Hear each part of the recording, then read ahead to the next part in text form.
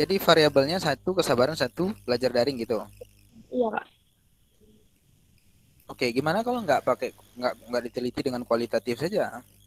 Kalau kayak gitu, karena variabel belajar daring itu eh, ya itu bukan variabel psikologis sebetulnya. Variabel psikologisnya ya kesabaran tadi. Teliti aja misalnya kesabaran Maaf, Kak, putus pada suaranya putus-putus. putus. Ini teliti aja dengan kualitatif misalnya, nggak usah pakai kuanti. Jadi lebih mendalam. Misalnya kesabaran pada ibu rumah tangga yang mendampingi pembelajaran daring anak-anaknya di rumah ya. Kira-kira begitulah. Nanti silakan dirumuskan sendiri. Oh Jadi iya. di situ yang kita teliti ibunya, tapi ibu-ibu yang punya anak yang dia dampingi. Apa tuh kira-kira judulnya? Coba dirumuskan nanti.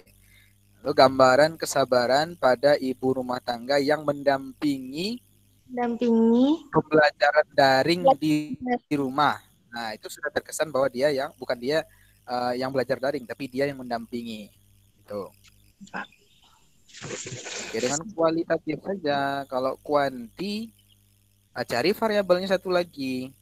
Karena kalau cuman kesabaran dan belajar daring saja, nanti apa dia variabel psikologisnya baru satu itu ya.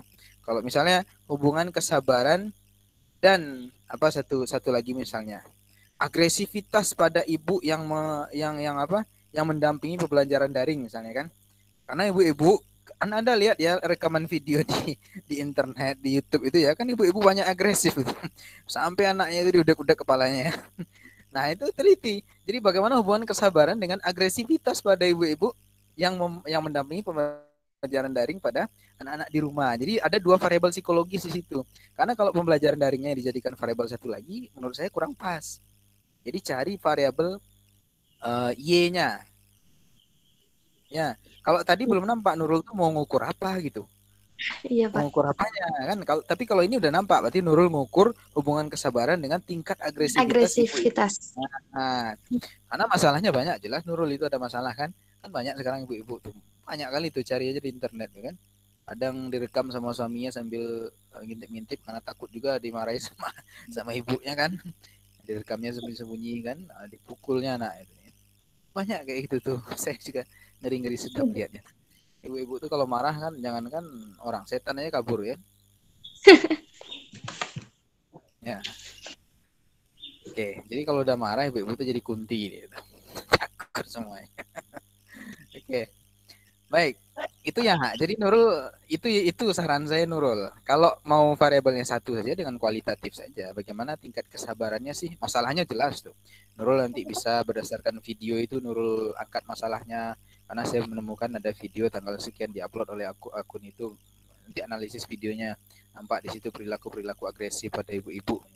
Itu kan bentuk ketidaksabaran tuh. Jadi baru dia bilang ada yang kemarin yang orang Batak yang apa tuh ya, yang pakai bahasa Batak. Tahu orang mana tuh ya?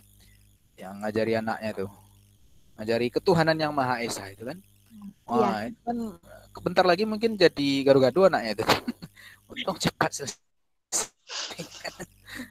Oke. Nah, ini contoh ya. Oke, baik. Ada lagi yang lain silakan. Untuk Nurul tadi ya.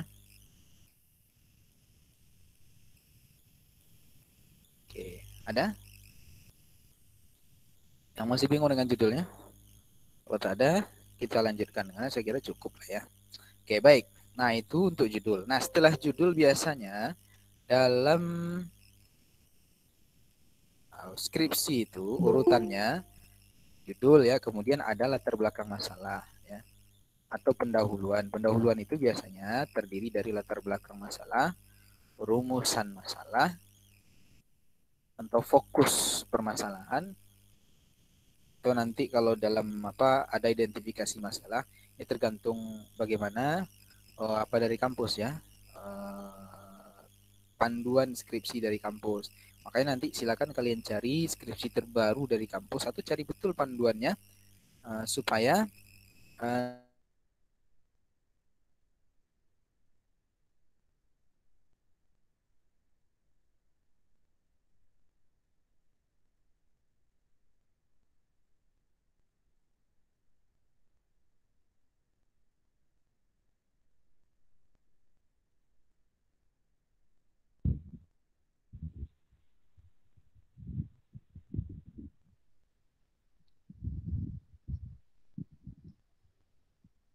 Kak, suaranya hilang.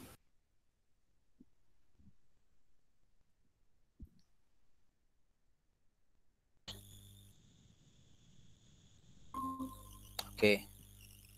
Maaf ya barusan kayaknya sinyal ya. Oke. Iya, Pak. Udah ada kedengaran lagi kan? Pak, sudah Pak. Sudah, Pak. Baik. Ya, kita lanjutkan. Jadi dalam latar belakang masalah itu yang harus kalian yang harus kalian pegang ya. Rumusnya ada, rumusnya itu gimana cara merumuskannya. Catat ya, unsur-unsur biasanya secara umum ya, ini menurut pengalaman saya dari membaca dan menulis gitu ya, menulis artikel. Jadi dalam latar belakang masalah biasanya yang pertama itu dirumuskan dengan narasi yang bersifat deduktif. Deduktif itu merumuskan atau mendeskripsikan dari hal yang sifatnya umum menjadi khusus. Dari umum menuju khusus, kira-kira seperti piramida terbalik. Ya, piramida terbalik tahu ya. Nah, jadi dari hal yang umum dulu kita jelaskan sampai ke yang khusus. Nah, ini saya contohkan. Misalnya, saya di sini kan tadi meneliti tentang dinamika manajemen stres pada santri penghafal Quran. Saya nggak langsung ke masalah saya bahwa santri itu mengalami stres, nggak. Tapi saya sampaikan di sini dulu informasi-informasi atau teori-teori atau data-data yang sifatnya umum. Saya katakan begini, saya awali begini dalam jurnal saya. Keadaan jiwa dan berbagai perasaan negatif seperti tegang, gelisah, cemas, dan seterusnya itu terjadi pada siapa saja. Ini kan umum sifatnya kan? Ya, terjadi pada siapa saja. Nah, misalnya guru cemas, khawatir dengan prestasi siswanya yang rendah. Ya. Siswa juga begitu. Ya, ini kan umum nih. Ya. Kemudian dia mengerucut nanti itu. Ya, begitu juga dengan siswa dan seterusnya. Ya. Nah, menurut Fatimah, ada di sini namanya pendapat ahli. Ini biasanya dari buku atau dari jurnal yang sudah dipublikasikan, yang kita gunakan untuk menguatkan argumentasi kita ini bahwa betul siswa guru itu mengalami atau siapa saja mengalami tegangan ketegangan pada jiwanya berupa masalah-masalah ini tadi. Ini kan asumsi saya ini. Kemudian saya kuatkan dengan pendapat Fatimah yang sudah dipublikasikan ya, yang sudah diakui. Jadi kalau sudah dipublikasikan bukunya, jurnalnya berarti sudah diakui. Nah, saya kuatkan dengan pendapat itu. Ini peran dari jurnal, peran dari buku yang kalian ambil referensinya itu adalah menguatkan apa yang kalian tulis, asumsi yang kalian tulis ini. Nah, saya kuatkan misalnya, menurut Fatimah segala sesuatu yang mendatangkan ketegangan jiwa dan perasaan negatif pada seseorang disebut dengan stres. Jadi yang model kayak gini tadi namanya stres menurut Fatimah. Walaupun kadang-kadang stres juga bisa menjadi pemicu seorang melakukan suatu kegiatan dan meningkatkan potensi diri. Nah, oke. Jadi asumsi ini tadi yang saya sebutkan tadi itu dikuatkan oleh Fatimah disebut dengan stres. Nah, semakin mengerucut dia. Tadi saya berbicara tentang gejala atau perasaan negatif secara umum yang terjadi pada semua orang, termasuk pada siswa dan guru. Sekarang saya mengerucut. Nah, perasaan itu yang seperti ini namanya adalah stres.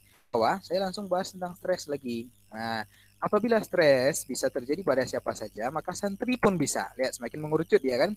Tadi pada siapa saja. Sekarang saya kerucutkan menjadi pada santri pun bisa. Nah, sebagaimana dikatakan Said, ada lagi pendapat dari jurnal atau dari buku di sini yang saya kutip untuk menguatkan ini. Ya, pendapat saya ini bahwa santri pun mengalami stres. Ya, kata Said 2015, dia pernah meneliti kondisi kegiatan belajar yang penuh, terpisah dari keluarga, kehidupan pondok yang jauh berbeda dari kehidupan rumah, dan tuntunan pelajaran yang dituntunkan bisa menjadi stresor bagi santri. Udah mulai fokus kan? Nampak di sini masalahnya bahwa santri mengalami stres, penyebabnya ini. Nah, kemudian apabila keadaan tersebut tidak diatasi, nah nampak di sini bahayanya. Memicu stres pada santri ya. Nah, gangguan stres yang terjadi pada santri bisa dikenali dari gejala fisik, emosional. Nah, mulai di sini masuk apa itu stres, apa gejalanya. Nah, ini namanya merumuskan masalah dari hal yang sifatnya umum menuju hal-hal yang sifatnya khusus, yang deduktif tadi. Jadi awalnya kita berbicara data umum, informasi umum, semakin mengerucut dia. Itu seni dalam merumuskan latar belakang masalah. Dan ini banyak mahasiswa yang tak paham.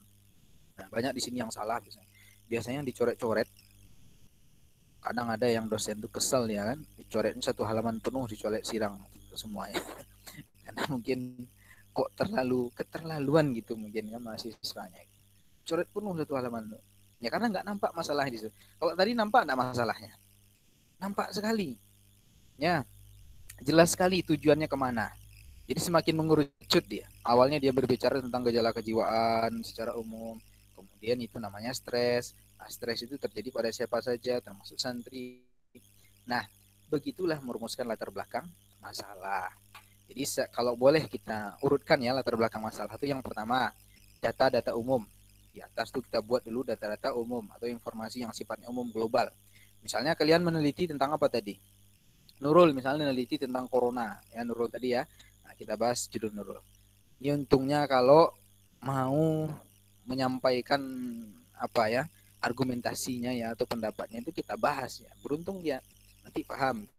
Oke, Nurul tadi meneliti tentang kesabaran pada orang tua yang mendampingi anak di rumah. Oke, kira-kira informasi umum yang bisa kita cari untuk mendukung masalah ini apa? Nah, apa ayo? Kenapa kok sampai ada pembelajaran daring? Apa penyebabnya dulu? Penyebaran virusnya, Pak. Corona. Berarti yang pertama kali kita buat di situ bukan orang tua tuh stres atau orang tua tuh banyak agresif, bukan itu dulu. Kita buat dulu tinjauan umum, informasi umum. Misalnya sekarang dunia dilanda oleh virus atau pandemi COVID-19 misalnya. Akibat COVID-19 ini banyak terdampak pada segala aspek kehidupan manusia. Bukan hanya ekonomi dan kesehatan, tapi juga pada pendidikan. Semakin mengerucut lagi, kita buat di bawah. Di dalam bidang di dalam pendidikan, di antara dampaknya adalah tidak dibolehkannya pembelajaran secara langsung, alias pembelajaran dilakukan dengan daring. Semakin mengerucut kan? Nah, pembelajaran daring ini ternyata juga berdampak. Ini nanti cari, ini kan ilustrasi saya. Nanti cari teori pendukung dari argumentasi itu. Juga berdampak, tidak hanya berdampak pada guru dan siswa tetapi juga pada orang tua. Nah, pendapat-pendapat ini itu harus kalian kuatkan dengan teori yang ada. Ya, nanti pandai-pandai lah tuh. Pada orang tua. Di antara bentuk dampak pembelajaran daring kepada orang tua adalah jelaskan apa masalah kalian tadi. Misalnya ada orang tua yang memukul anaknya karena tidak sabar dalam mengajar anak di rumah dan seterusnya. Jelaskan masalah itu. Semakin mengerucut kan? Tadi kita bicara corona, kemudian pendidikan, daring, orang tua stres atau orang tua agresif dan seterusnya. Semakin mengerucut ya kan? Nah, itu kan ilustrasi secara umum yang saya sampaikan bahwa cara menyusun atau menarasikan latar belakang masalah seperti itu. Tapi modelnya kayak tadi, ada argumentasi kita, kalimat penghubung dari kita, ada pendapat yang menguatkan dari jurnal maupun dari buku, sampai seterusnya begitu. Itu yang pertama, informasi umum. Kemudian di dalam latar belakang masalah harus ada referensi yang kita ambil dari buku, dari artikel. Berarti ini teori namanya ya, ada teori pendukung dari masalah kita. Oke, yang ketiga, masalah itu sendiri. Hasil survei pra penelitian kalian, hasil wawancara kalian dengan subjek penelitian kalian. Kayak tadi Nurul, hasil surveinya dia menemukan misalnya ada video, berarti itu menjadi masalah kalian, itu data permasalahan kalian, nyata masalah yang terjadi di lapangan seperti itu, buat narasinya. Kemudian setelah itu ada kalimat pamungkas biasanya. Kalau kita sudah mendeskripsikan masalah itu secara rentet, nanti di akhirnya ada kalimat pamungkasnya. Berdasarkan penjelasan di atas, maka saya tertarik untuk meneliti apakah ada hubungan antara kesabaran dengan agresivitas pada ibu rumah tangga yang mendampingi pembelajaran daring anak-anaknya di rumah, misalnya kan gitu. Itu kalimat pamungkas namanya. Itu saja latar belakang masalah itu. Oh, kalau gitu cukup 3-4 halaman dong, Pak. Ya cukup sebetulnya, tapi fakultas meminta kalian supaya kalian lebih kaya dinamika psikologis, mintanya 8 halaman. Berarti banyak kuatkan dengan data-data tadi. Misalnya satu halaman itu informasi umum tentang corona dulu. Halaman kedua sudah berkaitan corona dengan pendidikan. Halaman ketiga pendidikan dengan pembelajaran daring. Cari aja undang-undang pembelajaran daring situ bahwa ini landasannya ya. Nah, itu jangankan 8 halaman. 20 halaman pun mudah itu buatnya. Ya, karena kita punya data. Mudah. Undang-undang berapa tuh? Andi, kalian menjelaskan undang-undang aja bagaimana undang-undangnya apa, kebijakannya itu sudah habis itu halaman tuh. Ya kan? Nah, semakin mengerucut gitu ya. Oke, itu gambaran latar belakang masalah. Oke. Kemudian lanjut. Itu subbab yang pertama dari bab 1 yaitu latar belakang masalah. Lanjut ya ke subbab yang kedua. Apa? Rumusan masalah atau fokus penelitian, tergantung bahasanya nanti apa yang dipakai oleh psikologi ya. Kalau saya biasanya pakai rumusan masalah ya, karena saya kualitatif biasanya.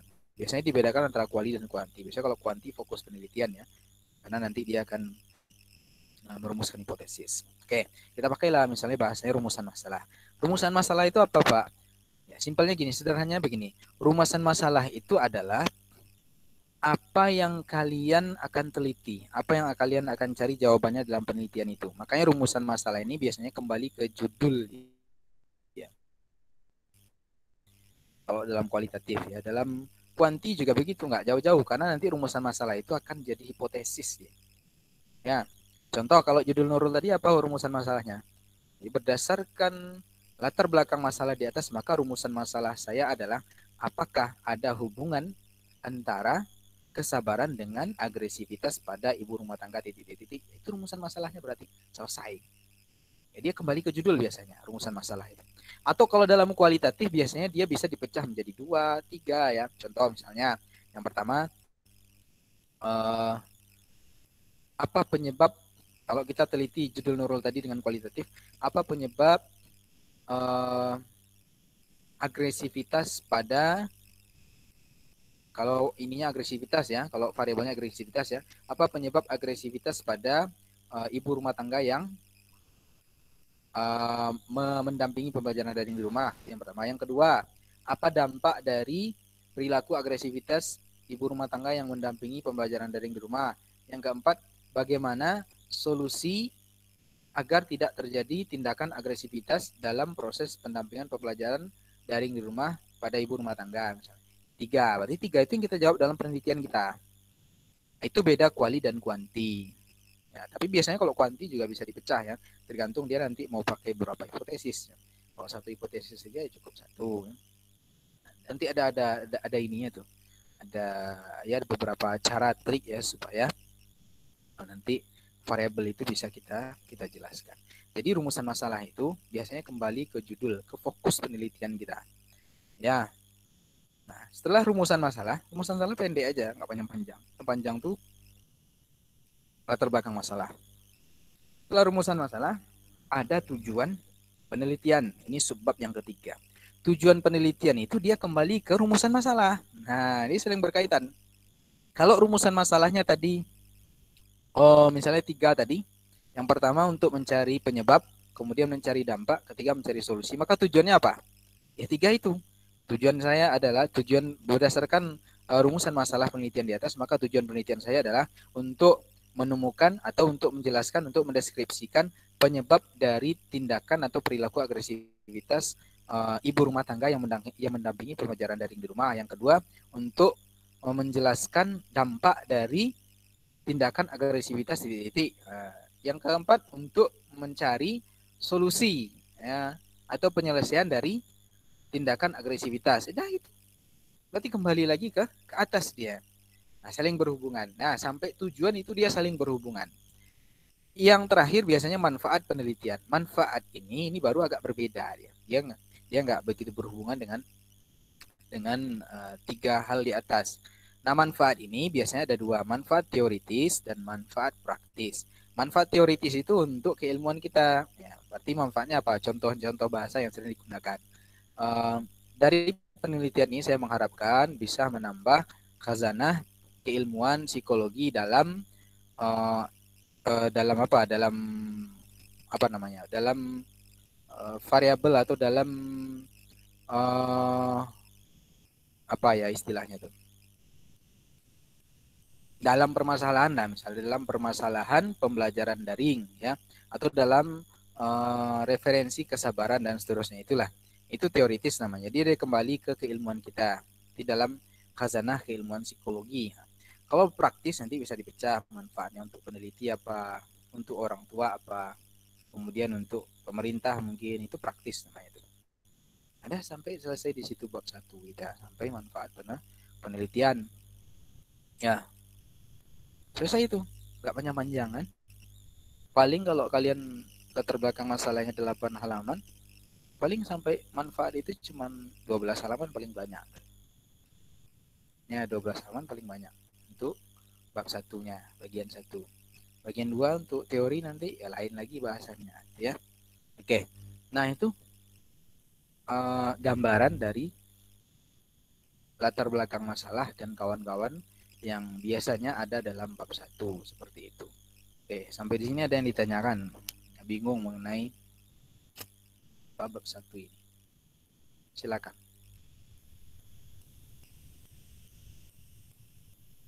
Ada?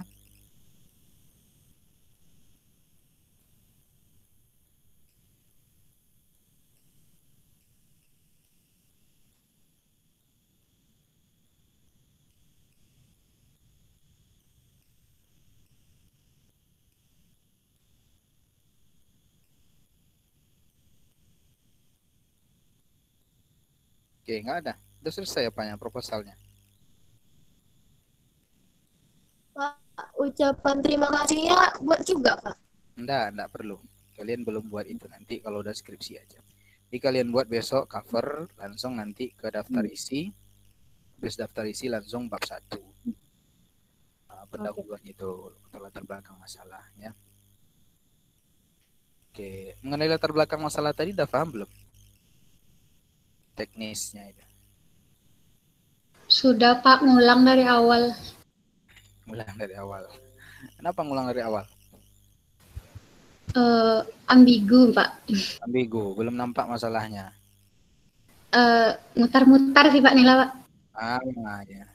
Jangan muter-muter, nanti marah dosennya karena bikin dosen pusing. Ya, biasanya dosen marah tuh karena itu dibacanya kan balik lagi ke atas, ke bawah lagi, ke atas lagi, ya, pusing dia kan, jadi coretnya besar-besar tuh. Jadi rentet ya, jangan muter-muter. Kalau di pertama kita bahas informasi umum aja tuh, mengerucut, semakin mengerucut, dah selesai. Jadi jangan balik-balik. Makanya penting di sini kita sering-sering baca baca artikel kan, mereview artikel atau baca skripsi kawan sehingga nampak dia, oh gitu ya nyusun dia. Saya juga dulu waktu mahasiswa gitu. Beberapa kali bimbingan kok salah terus ya. Kemudian saya coba pahami gitu kan. Oh, ternyata gitu triknya. Ya, teknisnya. Kalau sudah paham kita caranya mudah lagi. Nah, alurnya tuh. Kemudian gini, satu lagi biasanya kenapa muter-muter itu? Karena setelah kalian tulis kalian nggak baca lagi. Nah, harusnya dibaca lagi. Setelah kalian tulis satu halaman kan baca dari awal lagi. Nah, rentet enggak dia, runtut enggak dia gitu kan. Tapi kalau kalian tulis terus kan, karena apalagi sampai terhenti misalnya satu halaman panggil ibunya. Nah, inilah tolong ibu belikan garam misalnya kan. Nah, terus dia beli garam dulu. Terus nulis lagi. Pas nulis lagi tuh bingung dia, lupa idenya sampai mana tadi sih gitu ya. Lupa dia. Nah, makanya bolak-balik di situ. Jadi baca lagi. Setelah kita tulis satu halaman atau 2 halaman baca lagi. Nah, yang kira-kira nggak nyambung dia hilangkan dulu, tapi jangan dibuang ya, hilangkan nanti taruh di file lain. Nanti mana tahu nanti di berikutnya dia dibutuhkan dia, gitu kan? Atau nanti ketika kita baca lagi ternyata dibutuhkan dia untuk menambal yang lain gitu kan? Jangan dibuang, itu caranya. Karena kan kita sudah mengutip, ya, capek kalau nulis 2 kali gitu kan? Nah, caranya teknisnya begitu. Jadi baca, tulis, baca lagi, tulis lagi gitu. Nah, saya biasanya gitu kalau saya nulis gitu biasanya. Jadi sebelum saya kasih jurnal itu ke pengelola jurnal, saya baca dulu berkali-kali gitu kan. Kalau saya rasa kira-kira sudah oke gitu kan, sudah bagus alurnya baru saya kirim. Begitu juga dengan buku. Saya nulis buku itu ada buku saya yang psikologi ibadah tuh 200 halaman lebih, itu berapa kali saya baca, berkali-kali berulang-ulang. Memang harus dibaca lagi. Karena kadang kita nulis tuh karena nulis jedanya waktunya lama kan, jadi lupa kita, ide itu lupa. Maka kalau nulis skripsi itu besok jangan berhenti. Kalau udah nulis ya fokuskan. Minimal misalnya 1 jam kalian wakafkan waktu kalian sehari untuk nulis skripsi. Oh kalau kayak gitu cepat selesai. 2 bulan selesai. Tapi kalau misalnya hari ini tulis kan, terus sehari nulis, seminggu berhenti. Nah, ini biasanya nggak lama selesainya nih. Kenapa? Idenya hilang. Ya biasanya ide itu muncul kan nggak terus gitu ya. Munculnya tiba-tiba, oh saya neliti ini ya, oh gini ya. Nah, ketika muncul ide seperti itu langsung tulis dimanapun kalian berada. Oh lagi di mobil pak, ya udah tulis di apa dulu, di WA dulu tulis dia. Kirim ke ibunya. Oh ngapa nih kok nulis kirim kayak gini gitu ya. Numpang bu nitip gitu ya. Supaya nggak hilang idenya. Ya. Bahkan maaf nih kadang inspirasi itu datangnya pas lagi di kamar mandi itu. Wah, itu banyak yang terbayang. Nulis banyak muncul variabelnya di situ. Ya tulis itu ya. Nanti setelah keluar tulis. Ya tulis. Itu. Kan nggak ada kerjaan orang itu cuma melamun gitu ya. Hanya muncul ya. Pikirkan skripsi ya pasti situ. Boleh nggak apa-apa kan nggak terlarang. Yang dilarang kan baca Quran ketika di kamar mandi, baca ayat-ayat Allah. Ya, berzikir kan nggak boleh. Tapi kalau berzikirnya skripsi kan nggak masalah. Pikirkan variabel penelitiannya kan nggak masalah kan, boleh gitu ya. Daripada bermenung yang melamun gitu ya sambil mendengarkan daktum-daktumnya itu kan nggak enak juga ya. Mending kalian pikirkan skripsi ya. Oke. Baik, ada lagi yang ditanyakan? Kira-kira itu trik-trik dari saya ya. Saya dulu memang kalau saya enggak lama-lama kalau nyusun skripsi dulu juga tesis enggak lama saya. 2 bulan paling lama selesai. Ya, saya dulu S2 pun pas 2 tahun selesai saya. Tesis cuma 2 bulan. Itu pun deadline waktu ya, saya kejar selesai alhamdulillah. Baik, ada lagi pertanyaan silakan. Pak, tesis itu payah nggak Pak S2? Ya sama sih dengan S1, cuman dia apa namanya bobotnya lah ya. Kalau dalam mata kuliah itu SKS-nya lebih padat dia. Jadi kalau misalnya kalian S1 cukup 2 variabel, kalau tesis ya 3 variabel minimal yang dibutuhkan. Gitu kan. Kemudian permasalahannya juga permasalahan yang tentu nggak seringan. Kalau S1 kalian cukup membuktikan saja, tapi kalau tesis kalian harus menemukan apa namanya sesuatu yang baru ya dari apa yang kalian teliti. Jadi tidak hanya mengulang. Kalau sekarang kan kalian bisa mengulang-ulang aja. Misalnya Nila neliti tentang hubungan pernikahan kemarin Pak Bapak Sur. Pernikahan ya, tentang pernikahan. Tapi subjeknya beda misalnya kan. Tuh. Nikah judulnya apa kemarin temanya? Kebermaknaan apa ya? Kebermaknaan hidup pada rumah tangga apa gitu Kak, yang terdampak COVID gitu Pak, dia nggak kerja. Oh ya. Nah itu kan bisa diteliti apa tuh? Bisa diteliti oleh banyak orang dengan judul yang sama, subjeknya aja dibedakan, lokasinya dibedakan, itu tidak masalah. Tapi judul nilai itu udah bagus itu bisa dijadikan tesis bisa tuh. Tinggal nanti kan di metodologi lagi kan, kemudian pendalamannya betul-betul ini, kemudian jumlah apa namanya subjek informan penelitiannya nanti lagi kan. Oke. Itu bagus masalahnya tuh, malah sekarang itu menjadi sesuatu yang menarik dan urgent untuk diteliti ya. Kenapa kok bisa terjadi gitu kan? Bahkan selingkuhan pun banyak terjadi sekarang ya. Iya, banyak terjadi sekarang. Padahal orang nggak keluar loh, cuma dalam rumah toh. Tapi akses melalui internet itu terbuka lebar gitu ya. Pemerintah banyak kasih apa gratis. Mahasiswa juga gitu. Bagaimana sih motivasi mahasiswa sama pembelajaran daring kan ini juga. Apakah betul-betul mereka tuh belajar atau hanya sekedar apa memenuhi syarat dari perkuliahan saja? Karena kan sulit juga dosen mengontrol kan kalau kayak gini nih. Paling bisa ya melalui video kayak gini, itu pun ada yang tak tampak wajahnya kan misalnya. Ada tak bersuara. Nah ini kan mahasiswa apa namanya yang sulit ditebak keadaannya seperti ini. Tapi kalau nampak wajahnya jelas dia mendengarkan, ikut dia berkontribusi misalnya menyampaikan pendapat, gagasannya, bertanya, ini kan jelas dia berarti ikut gitu kan. Tapi kalau enggak kan susah. Saya banyak kelas ya. Ada yang kelasnya satu kelas itu sampai 50 mahasiswa. Nah, dalam 50 itu paling yang aktif cuma 2-3 orang, yang lain kemana gitu kan. Nah ini kan menarik juga diteliti. Bagaimana sih motivasinya, keseriusannya dalam pembelajaran ini. Ini contoh. Baik, ada lagi yang lain silakan.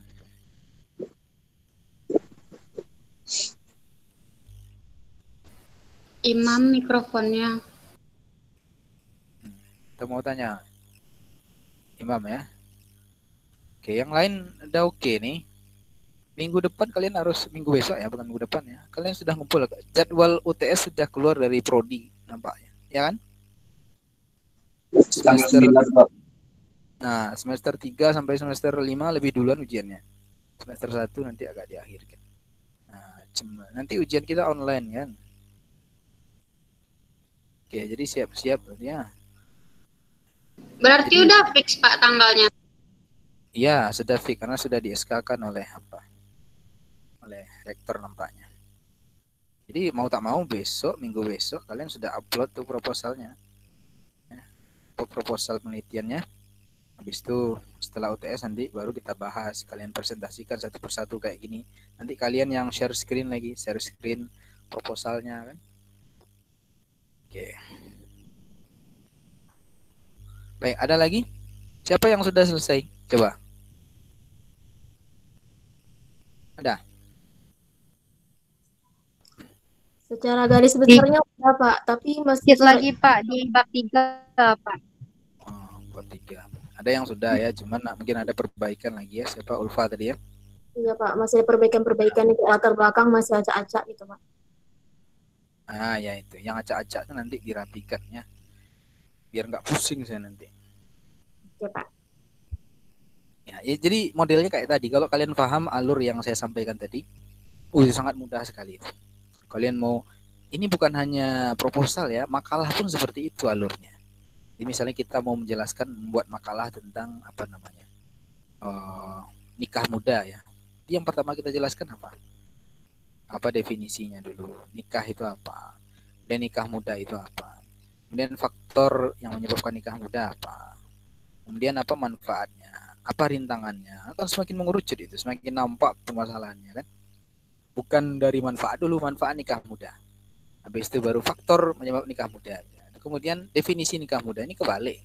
Ini ke atas kakinya nih, bawah kepalanya. Nah, itu tidak betul ya. Jadi begitulah. Ini namanya seni dalam merumuskan latar belakang masalah. Seni dalam menulis. Ya. Kalau udah terbiasa nanti enak. Kalian pasti senang nulis tuh. Apalagi kalau tulisannya tuh dimuat gitu ya, dipublikasikan. Senang, ada kebanggaan tersendiri gitu. Nah, dapat duit lagi. Dulu teman saya kerjaannya untuk biaya kuliahnya dia cuma dari nulis saja. Nulis di koran, gitu, nulis di jurnal, dapat duit dari situ dia. Koran tuh kalau di Jogja kan satu kali nulis bisa 75.000. Kalau yang koran-koran yang levelnya kayak Kompas apa tuh bisa sampai 500.000, 600.000 itu di Jogja udah lebih dari cukup untuk makan sebulan itu. Nah, satu aja tulisannya masuk ke Kompas sebulan kan. Nah, udah berapa banyak dia tuh dapat, belum lagi di koran-koran yang lain. Ada kawan saya dulu memang begitu, dia tidak mampu kan, perempuan ya, kadang ke kampus tuh dia jalan kaki kan, pakai sepeda kan. Nah dengan menulis itulah dia bisa hidup ya, bisa kuliah, bisa bayar kos gitu ya. Kalau bukan baru nggak ada, mana ada yang kayak gitu kan, jarang. Tapi sejauh ini belum ada saya lihat. Tapi kalau Jogja tuh banyak ya mahasiswa kayak gitu tuh. Ada yang kerja sambilan gitu ya, nah, macam-macam lah. Oke, gitu ya. Jadi untuk pertemuan ke-6 ini itu yang kita bahas. Pertemuan ke-7 besok kita bahas teori dan metode lagi. Nah, untuk teori simpel aja. Teori kalian kan cuma tinggal copy paste aja sebetulnya. Copy paste dari buku, dari jurnal, tinggal edit aja kalimat pasif jadi aktif, aktif jadi pasif supaya nggak kelihatan ketika diturnitin kan, di uji plagiasi itu kan. Nanti kan kalian skripsinya diuji plagiasi. Maksimal 40% kalau saya tidak salah. Lebih 40 tapi pastenya tidak lulus. Ulang lagi, edit lagi kata-katanya gitu ya. Berat sekarang, kalau kami dulu nggak pakai uji. Nah, dan dulu pun orang nggak menggunakan teknologi seperti ini. Uji verifikasi itu kami hanya lewat ini saja. Verifikasi data, verifikasi apa itu? Cuman manual aja, mana bukunya ini, mana sumbernya ini, kan tinggal bawa aja bukunya, habis itu balik lagi ke perpus. Kalau sekarang kan enggak, mana bukunya ini, cek di internet, keluar kan, apa yang kamu kutip di situ kamu rubah enggak kata-katanya atau plug persis sama copy paste ya, itu kan ketahuan dia sekarang. pakai Turnitin itu kan. Nah, jadi kalian sekarang tuntutannya untuk seperti itu lebih berat. Ya. Maka dari sekarang pandai-pandai lah ngedit-ngedit itu ya. Ada manfaatnya nanti itu, banyak manfaatnya tuh, kalau diseriusi. Bab 3 juga gitu, lihat aja apa orang kayak apa dia buat metodenya kan. Metode itu kan sifatnya kaku, apalagi metode ilmiah kan, kaku dia. Kalau korelasional rumus ya itu aja dalam statistika tuh, nggak akan jauh beda. Cuman variabelnya kita ganti lagi, ya terlalu sulit metode itu. Ya, nah dia kaku. Beda sama latar belakang masalah itu fluktuatif, dia berubah-ubah dia. Ya. Itu tergantung dari masalah kita. Oke. Itu ya gambaran dari saya tentang bab 1. Jadi dari sekarang cobalah cicil, kerjakan. Ya. Jadi kawan-kawan, kalau saya dulu dipesani dosen saya, skripsi yang bagus itu bukan skripsi yang wah judulnya. Itu ya, yang terbaru gitu ya. Yang dananya banyak dihabiskan. Kemudian yang diwawancara, yang diteliti itu orang-orang hebat, bukan itu yang skripsi hebat. Tapi skripsi yang hebat, yang bagus itu adalah skripsi yang selesai. Apa gunanya neliti orang-orang judulnya bagus tapi nggak selesai gitu kan? Kan nggak ada gunanya, nggak bisa mengantarkan sarjana. Tapi kalau selesai kan, walaupun standar lah skripsinya, ya itulah skripsi yang bagus, yang baik. Selesai, bisa mengantarkan kalian jadi SPSI kan? Tapi ditelitinya anggota DPR, orang-orang hebat gitu. Jokowi telitinya juga, tapi nggak selesai-selesai. Oh, judulnya hebat tuh.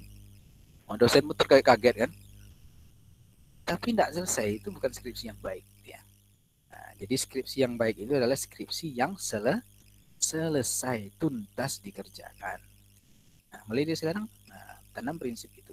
Kalau saya nggak terlalu idealis dulu waktu skripsi itu ya, yang penting ya saya kerjakan, tidak terlalu sepele gitu ya. Nah, menarik dan saya tertarik juga gitu ya. Udah, dosen menyetujui, ada saya kerjakan, tulus. Ya, karena skripsi yang bagus, penelitian waktu kuliah itu bagus, tidak menentukan nanti nasib kita setelah itu. Bahkan banyak orang meneliti kan karena idealismenya tinggi, nggak selesai-selesai. Tanya bapaknya, udah selesai le? Belum pak. Tahun besok pulang lagi, udah selesai belum? Belum. Calonnya udah nunggu gitu kan. Nah, kan kasihan. Akhirnya ditinggal kawin. Oke, itu ya. Nggak ada lagi pertanyaan? Kalau nggak ada kita cukupkan ya. Kita cukupkan, nanti ya kalian kerjakan waktu yang tersisa ini, kerjakan untuk menyusun latar belakang masalah tadi kan, biar masih hangat kan perasaan tadi itu, ingatan tadi kan masih ada dalam kepalanya ya, belum hilang kan. Kalau udah hilang nih berarti rusak short term memorinya, bukan long term memory, short term memorinya rusak nih. Baru bentar udah hilang gitu ya. Oke, jadi coba dicatat tuh kalau yang masih bingung, masih lupa tuh dicatat, atau nanti ini saya share ya biar ingat. Saya share lagi apa kita video ini, nanti bisa kalian ulang-ulang penjelasan saya itu seperti apa gitu ya. Nah, tapi catat juga. Nah, sekarang kalian coba catat sesuai dengan apa yang saya sampaikan tadi. Ya, jadi waktu kita tidak terbuang. Oke, saya kira itu. Kalau nggak ada pertanyaan, kita cukupkan sampai di sini perkuliahan kita. Dan sampai jumpa di pertemuan berikutnya. Jangan lupa ya, di pertemuan ke-7 besok kalian sudah upload bab 1 sampai bab 3 ya. Oke, kita tutup pertemuan kita. Oke, sebelum kita tutup, kita absen lagi. Kita cek sama enggak orangnya dengan yang mana. Silakan dibuka apanya, buka kameranya. Ya, di screenshotnya nih lah. Nampak tuh siapa yang istiqomah, siapa yang enggak. Yang hanya absen di awal tapi di akhir udah nggak muncul ya. Oke. 1, 2, 3, silakan cek like. Sekali lagi yang mau bergaya silakan. Yang kedua kesempatan untuk bergaya. Tadi kan agak serius, sekarang bergaya silakan. 1, 2, 3. Oke. Baik, itu ya, kita akhiri ya kuliah kita. Saya mohon maaf bila ada kesalahan dan kurang dari penyampaian. Kita tutup dengan kafaratul majlis. Subhanakallahumma bihamdika asyhadu an la ilaha illa anta astaghfiruka wa atubu ilaik. Assalamualaikum warahmatullahi wabarakatuh. Waalaikumsalam warahmatullahi wabarakatuh. Terima kasih Pak. Waalaikumsalam. Terima kasih Pak. Ya, silakan.